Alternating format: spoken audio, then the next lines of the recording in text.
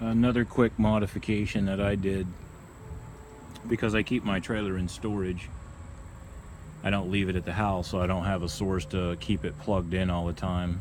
The LP leak monitor that's factory will drain your batteries, or your battery if you only have one battery, probably in about a week, or it would be low enough that you might not get your slides to move in or out. I wanted a disconnect switch, so I got this trailer. Actually comes set up to take two batteries, and should be wired in parallel. This diagram over here that shows you one battery, you have positive, goes to the positive, that battery goes into the camper, and then negative to negative goes into your frame or your ground. That is not how these are wired. Can't really figure out how they were wired exactly. I traced the wires a little bit, but the dealership installed them. They seem to be working right. Because I had two batteries, I thought I would need two disconnect switches. That's not correct. I only need one. I just ran both the positives to one side,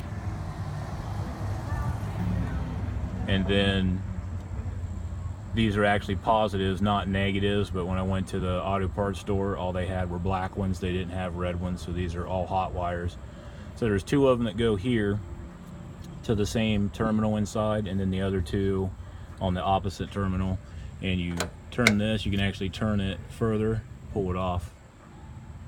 That way nobody can turn it on and let your batteries drain, being that it's in the storage lot.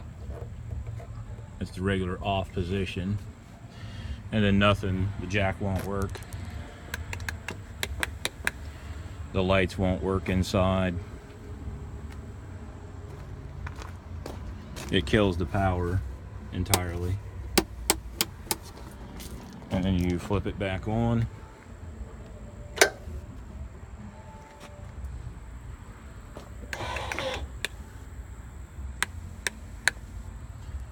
Restores all your power.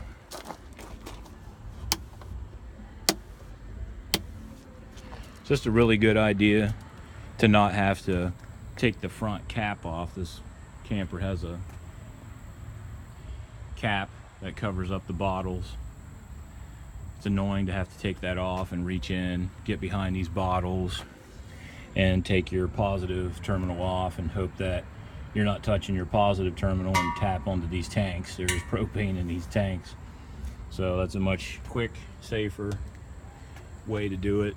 When the cap is on, I can just reach right underneath, turn it off, and then I just throw this in here so that I never forget to bring it. Because if you don't have that turned on and you have no power, you also don't have any trailer brakes.